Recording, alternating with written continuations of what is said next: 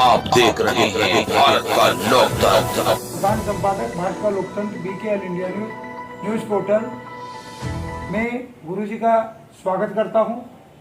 और गुरुजी एक कुंभ विशेष अंक है, इसमें सारे साधु संतों के आशीर्वाद, दर्शन, अमृतवाणी जो आने वाली पीढ़ियों के लिए भगवान का काम करेंगे, आशीर्वाद का काम करेंगे, शक्तियों का काम करेंगे। तो सबसे पहले तो आपका स्वागत है। आपका अपना नाम, आपके गुरु का नाम और आपके स्थान का नाम थोड़ा जोर से बोलेंगे। मैं संत मुनि जी, हमारे गुरुदेव भगवान महिला संत श्री नारायण महाप्रभु जी, और जोर से बोलेंगे गुरुदा। श्री नारायण महाप्रभु जी, हाँ जी, हमारे गुरुदेव भगवान और हमारे दादा गुरुदेव स्वामी केशवानंद जी सरस्वती, ये हमारी गुरु परंपरा है। हमारे गुरुदेव भगवान साक्षात भगवती स्वरूप थे, बड़े तपस्वी स्वरूप थे और उन्होंने जन कल्याण के लिए जीवन भर कार्य किया। उनकी आयु बहुत कम रही, लेकिन उन्होंने जो दिशा दी मुझको, उसी दिशा में मैंने काम करने की सोची। हरिद्वार आया, यहाँ पे प्राकृतिक चिकित्सा, योग और ध्यान का हमने केंद्र बनाया। चला, अच्छा चला, बहुत अच्छा चला। वही मेरी पहचान है और वही मेरा कार्य है। और आज जो है उसी श्रृंखला में एक भवन और बनाने का है, जिसमें कि संस्कार विद्या मंदिर हो। बच्चों की, छोटी उम्र की बच्चों की शिक्षा तो हो ही, लेकिन आज जो अभाव दिखता है वो ये कि धर्म के नाम पे कहा कि सिंघाड़े का आटा और अन्य मिठाई, फल तो है ही नहीं उसमें, फलाहार करें, ऐसा जो क्रम चलाया है।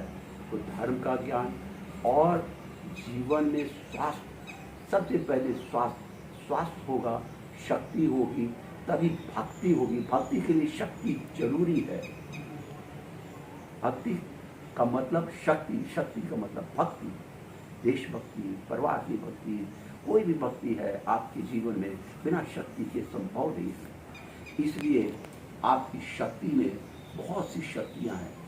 शारीरिक शक्ति, बुद्धिगत शक्ति, त्याग की शक्ति, वैराग्य की शक्ति, ये सब शक्तियां हैं। और इसी शक्तियों का उद्बोधन हमारे ऋषि मुनि हमेशा से करते रहे, तपस्या की हमेशा से चर्चा करते रहे। आज जो है संतों के बीच में तपस्या का थोड़ा सा अभाव दिखता है, लेकिन इसके प्रचार और संगठन की आवश्यकता है। और इसलिए जो है मैं हमेशा जो है इसी श्रृंखला में बात करता हूँ और चाहता हूँ कि जीवन में कुछ करके जाऊँ। आज मेरी कम उम्र, एक कम 80 है, लेकिन माँ भगवती की कृपा से बाल काले और दाढ़ी केवल पकी है। मैं जो बोलता हूँ सत्य बोलता हूँ और दिमाग ठंडा रखता हूँ। ये मेरे गुरुदेव भगवान का आशीर्वाद है। और मैं स्वस्थ हूँ, कोई रोग नहीं। कमजोरी तो उम्र के लिहाज से थोड़ी सी आ सकती है, उसमें कोई खास बात नहीं है, लेकिन सब लोग जो हैं स्वस्थ हो, शक्तिशाली हो। और आज जो भारत में शिक्षा का जो सिस्टम है उसको सही करना चाहिए। कहा कि विद्या ददाति विनयः, विनय आनी चाहिए। धन के कमाने की शिक्षा नहीं, बल्कि त्याग तपस्या से भारत को उठाने के लिए होना चाहिए। यही हमारा हिंदू धर्म है, यही हिंदू धर्म है कि पढ़ लिख करके जीवन में कुछ करोगे, और जो जीवन में करोगे वही तुम्हारी लकीर छूटेगी। उस कर्म को ही याद किया जाएगा। धन संपत्ति, यश, पुत्र और कहा कि परिवार से नहीं होगी, तुम्हारे कर्म से तुम्हारी जो होगी, कहा कि तुम्हारी रेखा बनेगी। इहलोक की भी और परलोक की भी वही कर्म आपके करेंगे। और इसी श्रृंखला को मैं आगे बढ़ाने के लिए जो हमारे भैया आए हैं, भारत का लोकतंत्र हमारे सामने रखा है। बहुत अच्छा फिल्म है, उसमें इन सब बातों की चर्चा करें और देश में उत्थान हो, धर्म का उत्थान हो, धर्म का उत्थान का मतलब आदमी के चरित्र का उत्थान होना चाहिए। ऐसा ही मेरी भावना है और ऐसा ही भैया को आशीर्वाद, आपके इस पत्रकार को भी आशीर्वाद, ये जीवन में कुछ कर सकें और जीवन में कुछ लोगों का उद्धार कर सकें। जीवन में एक भी आदमी में परिवर्तन होता है तो इसकी पूर्ण सफलता में मानूंगा। ओम शांति शांति शांति।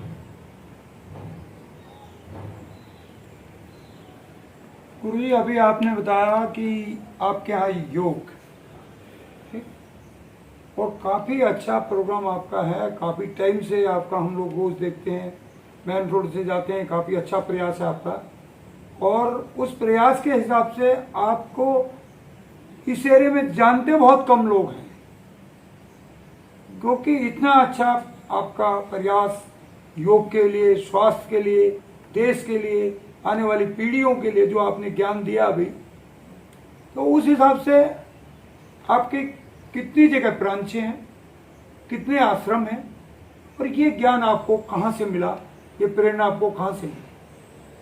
जो आपका प्रश्न है बिल्कुल ठीक है। एक साधु है, जंगल में तपस्या कर रहा है, बिल्कुल उसकी पॉपुलरिटी यश नहीं है, लेकिन चूंकि तपस्या कर रहा है, उसका जो रेस निकलती है, प्रकाश होता है, वो ब्रह्मांड में व्याप्त होता है और पूरे ब्रह्मांड में उसका असर होता है। ये जरूरी नहीं है कि जन संग्रह से कार्य होता है।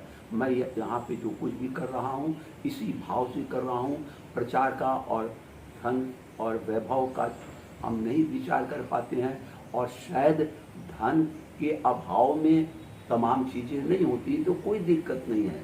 हम अपने लिए जिम्मेदार हैं कि मैंने जीवन में क्या किया और दूसरे क्या कर रहे हैं, इस बात का मैं जिम्मेदार नहीं हूँ जी। हमारे संग में रहते हुए मूर्ख लोग हैं और दूर बैठे हमारे तमाम भक्त जो हैं सुदृढ़ त्यागी तपस्वी हो रहे हैं, इसका क्या अर्थ होगा?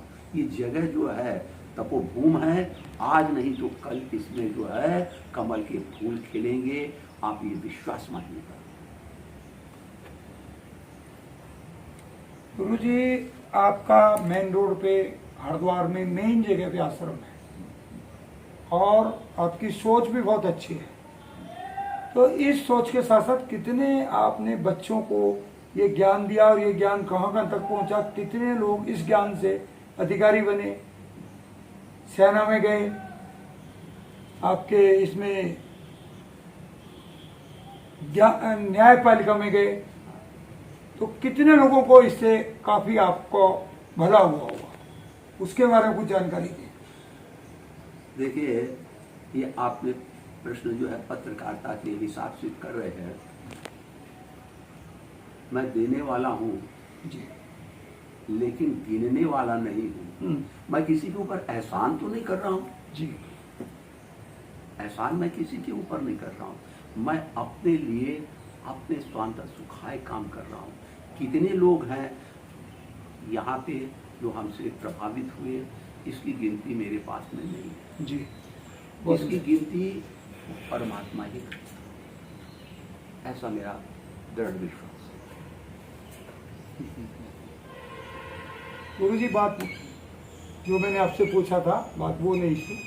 मेरा पूछने का भाव ये नहीं था, क्योंकि जब आदमी कोई अच्छा काम करता है, पेड़ लगाता है, उसमें अच्छे अच्छे फल आते हैं, उससे सारी दुनिया का भला होता है। मेरा तो मेन उद्देश्य ये था कि जो आपकी एक प्रेरणा है, उससे हमारे समाज में क्या संदेश गया, कितने लोगों का भला हुआ, और आने वाली पीढ़ियों के लिए आप क्या ज्ञान देते हैं, ताकि ये ज्ञान भारत के लोकतंत्र का जो है, ये आने वाली पीढ़ियों के लिए अनमोल धरोहर है। इसमें ज्ञान का भंडार है, इनमें सारे साधु संतों के दर्शन है, जो कुंभ में हमारी पूरे हिंदुस्तान के साथ साथ पूरी दुनिया से आए। तो इसके बारे में आप तो जानकारी चाह रहा था, वो आप दें आने वाली पीढ़ियों के लिए। आपका प्रश्न यथातथा बड़ा शुभ है और कल्याणकारक है। कहा कि कुछ लोगों को हमारी प्रेरणा हो। एक बात छोटी सी मैं करता हूँ। ये जंगल जैसा स्थान था किसी काल में, जी अब ये प्रफुल्लित स्थान हरिद्वार का है। हमारे सगे भाई राम मंदिर के 3 जजों में एक थे जब यूपी में केस चल रहा था। जी उन्होंने हमसे कहा कि हिंदुओं के पक्ष में कोई ठोस सबूत नहीं, जी क्या करना चाहिए। हमने कहा कि उसके नीचे जो अवशेष निकलेंगे। कहा कि खुदाई हुई कुछ नहीं निकला तो उनका निकलेगा। वही मुद्दा आज जो है, आज राम मंदिर के झगड़े का निपटारा कराने वाला निकला। जब मेरे पास में कोई आता है, मैं इसी तरीके से शुद्ध वार्ता करता हूँ। और कितना करता है कितना नहीं करता है मैं नहीं जानता हूँ, लेकिन इस कार्य से हमारे भाई साहब को भी प्रफुल्लता है कि उनको इसमें बहुत सफलता मिली। अनेक बाधाएं और भी आई खुदाई के समय, लेकिन सारी बाधाओं को दूर करते हुए वहाँ तक मुकाम तक पहुँचे। इसलिए मैं यही कहूँगा कि कौन कितना होता है, ये कितना लोग प्रभावित होंगे तत्काल से नहीं, आने वाली पीढ़ियों से नापा जाएगा। तत्काल से नहीं, आने वाली पीढ़ियों से नापा जाएगा। आज हमारी प्रेरणा जो है हमारे गुरुदेव भगवान नारायण महाप्रभु जी की है, और वो एक दिन प्रफुल्लित होगी और सारे भारत में जो है उस प्रेरणा से लोग प्रभावित होंगे, ऐसा हमारा विश्वास है। ये जो हमारी योग का जो प्रोग्राम चल रहा है, ये कब से स्टार्ट है और इसका क्या सिस्टम है और कैसे इसके बारे में जानकारी हमारे देश में जाएगी, क्योंकि पूरे देश से सारे भगत हरिद्वार में आते हैं। देखिए, हमारा तो छोटा सा प्रयास है और हमारे संपर्क में स्वामी रामदेव जी भी आए, यहाँ पे आते थे, गुलाब का फूल तोड़ते थे, गुलखंड बनाया और भी और कार्य किए। अब आज जो है योग गुरु बन गए। जी योग की शुद्ध शिक्षा है, इसमें किसी भी प्रकार योग की शिक्षा में कोई भी मिलावट नहीं। पहली बात, वही शिक्षा का क्रम हमारे यहाँ भी आज चल रहा है। बहुत आयत में नहीं है, थोड़े में है, लेकिन चल रहा है, ये बात है। और आने वाले समय में योग और योग की अंतः प्रेरणा, कहा कि अंतः प्रेरणा में कहा कि अध्यात्म के बिना सब अधूरा है, ध्यान के बिना भक्ति नहीं है, ज्ञान नहीं है। ध्यान कहा कि उस परम पिता परमेश्वर का ब्रह्म स्वरूप का दर्शन ही है, यही अंतिम छोर भी है। वो जागृत होगी, ऐसा हमारा भाव। गुरु जी ने जो ज्ञान दिया, भारत के लोकतंत्र को जो आशीर्वाद दिया और आने वाली पीढ़ियों के लिए अमृत वचन, गुरु जी के दिखाए हुए रास्ते पे नौजवान चलेंगे, पूरे देश का भला होगा। भारत का लोकतंत्र गुरु जी की हमेशा सेवा में रहेगा। और गुरु जी ने जो समय दिया, अनमोल समय दिया, इसके लिए भारत का लोकतंत्र परिवार हमेशा आभारी रहेगा। धन्यवाद। आपके कितनी जगह ब्रांचें हैं, कितने आश्रम हैं, और ये ज्ञान आपको कहाँ से मिला, ये प्रेरणा आपको कहाँ से मिली? जो आपका प्रश्न है बिल्कुल ठीक है। एक साधु है, जंगल में तपस्या कर रहा है, बिल्कुल उसकी पॉपुलरिटी यश नहीं है, लेकिन चूंकि तपस्या कर रहा है, उसका जो रेस निकलती है, प्रकाश होता है, वो ब्रह्मांड में व्याप्त होता है और पूरे ब्रह्मांड में उसका असर होता है। ये जरूरी नहीं है कि जन संग्रह से कार्य होता है। मैं यहाँ पे जो कुछ भी कर रहा हूँ, इसी भाव से कर रहा हूँ। प्रचार का और धन और वैभव का हम नहीं विचार कर पाते हैं, और शायद धन के अभाव में तमाम चीज़ें नहीं होती तो कोई दिक्कत नहीं है। हम अपने लिए जिम्मेदार हैं कि मैंने जीवन में क्या किया और दूसरे क्या कर रहे हैं, इस बात का मैं जिम्मेदार नहीं हूँ। जी हमारे संग में रहते हुए मूर्ख लोग हैं और दूर बैठे हमारे तमाम भक्त जो हैं सुदृढ़ त्यागी तपस्वी हो रहे हैं, इसका क्या अर्थ होगा। ये जगह जो है तपोभूम है, आज नहीं तो कल इसमें जो है कमल के फूल खिलेंगे, आप ये विश्वास मानिएगा। गुरु जी, आपका मेन रोड पे हरिद्वार में मेन जगह पे आश्रम है और आपकी सोच भी बहुत अच्छी है। तो इस सोच के साथ साथ कितने आपने बच्चों को ये ज्ञान दिया और ये ज्ञान कहाँ कहाँ तक पहुँचा, कितने लोग इस ज्ञान से अधिकारी बने, सेना में गए, आपके इसमें न्यायपालिका में गए, तो कितने लोगों को इससे काफी आपको भला हुआ होगा, उसके बारे में कुछ जानकारी दी। देखिए, ये आपने प्रश्न जो है पत्रकारिता के हिसाब से कर रहे हैं। मैं देने वाला हूँ जी, लेकिन गिनने वाला नहीं हूँ। मैं किसी के ऊपर एहसान तो नहीं कर रहा हूँ जी, एहसान मैं किसी के ऊपर नहीं कर रहा हूँ। मैं अपने लिए अपने स्वांत सुखाए काम कर रहा हूँ। कितने लोग हैं यहाँ पे जो हमसे प्रभावित हुए, इसकी गिनती मेरे पास में नहीं है जी, इसकी गिनती परमात्मा ही करता है, ऐसा मेरा दृढ़ विश्वास है। गुरु जी, बात जो मैंने आपसे पूछा था, बात वो नहीं थी, मेरा पूछने का भाव ये नहीं था। मैं काम कर रहा हूँ। कितने लोग हैं यहाँ पे जो हमसे प्रभावित हुए, इसकी गिनती मेरे पास में नहीं है जी, इसकी गिनती परमात्मा ही करता है, ऐसा मेरा दृढ़ विश्वास है। गुरु जी, बात जो मैंने आपसे पूछा था, बात वो नहीं थी, मेरा पूछने का भाव ये नहीं था, क्योंकि जब आदमी कोई अच्छा काम करता है, पेड़ लगाता है, उसमें अच्छे अच्छे फल आते हैं, उससे सारी दुनिया का भला होता है। मेरा तो मेन उद्देश्य ये था कि जो आपकी एक प्रेरणा है, उससे हमारे समाज में क्या संदेश गया, कितने लोगों का भला हुआ और आने वाली पीढ़ियों के लिए आप क्या ज्ञान देते हैं, ताकि ये ज्ञान भारत के लोकतंत्र का जो है, ये आने वाली पीढ़ियों के लिए अनमोल धरोहर है। इसमें ज्ञान का भंडार है, इनमें सारे साधु संतों के दर्शन है, जो कुंभ में हमारी पूरे हिंदुस्तान के साथ साथ पूरी दुनिया से आए। तो इसके बारे में आप तो जानकारी चाह रहा था, वो आप दें आने वाली पीढ़ियों के लिए। आपका प्रश्न यथातथा बड़ा शुभ है और कल्याणकारक है। कहा कि कुछ लोगों को हमारी प्रेरणा हो। एक बात छोटी सी मैं करता हूँ। ये जंगल जैसा स्थान था किसी काल में जी, अब ये प्रफुल्लित स्थान हरिद्वार का है। हमारे सगे भाई राम मंदिर के 3 जजों में एक थे जब यूपी में केस चल रहा था। जी, उन्होंने हमसे कहा कि हिंदुओं के पक्ष में कोई ठोस सबूत नहीं, जी, क्या करना चाहिए।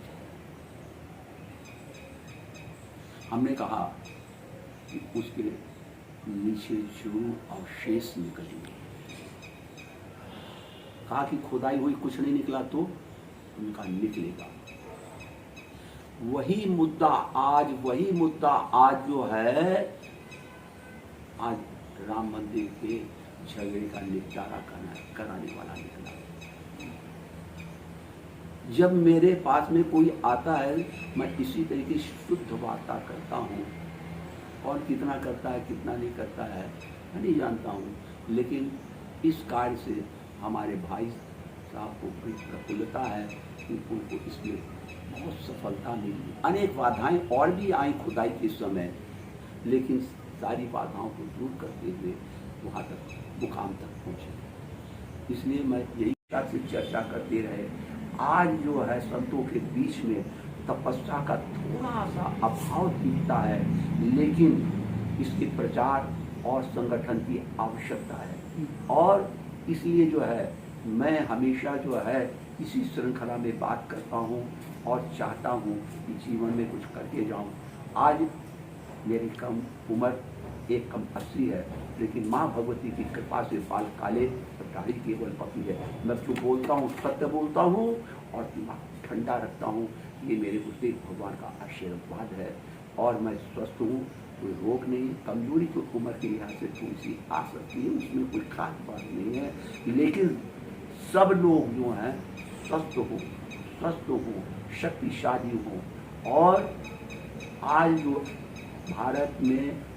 भारत में शिक्षा का जो सिस्टम है उसको सही करना चाहिए। कहा कि विद्या ददाति विनय आनी चाहिए। धन के कमाने की शिक्षा नहीं, बल्कि त्याग तपस्या से भारत को उठाने के लिए होना चाहिए। यही हमारा हिंदू धर्म है, यही हिंदू धर्म है कि पढ़ लिख करके जीवन में कुछ करोगे और जो जीवन में करोगे वही तुम्हारी लकीर छूटेगी, उस कर्म को ही याद किया जाएगा। धन संपत्ति यश पुत्र और कहा कि परिवार से नहीं होगी, तुम्हारे कर्म से तुम्हारी जो होगी, कहा कि तुम्हारी रेखा बनेगी। इहलोक की भी और परलोक की भी वही कर्म आपके करेंगे। और इसी श्रृंखला को मैं आगे बढ़ाने के लिए जो हमारे भैया आए हैं, भारत का लोकतंत्र हमारे सामने रखा है, बहुत अच्छा फिल्म है, उसमें इन सब बातों की चर्चा करें और देश में उत्थान हो, धर्म का उत्थान हो। धर्म का उत्थान का मतलब आदमी के चरित्र का उत्थान होना चाहिए। ऐसा ही मेरी भावना है और ऐसा ही भैया को आशीर्वाद, आपके इस पत्रिका को भी आशीर्वाद, ये जीवन में कुछ कर सकें और जीवन में कुछ लोगों का उद्धार कर सकें। जीवन में एक भी आदमी में परिवर्तन होता है तो इसकी पूर्ण सफलता मैं मानूंगा। ओम शांति शांति शांति।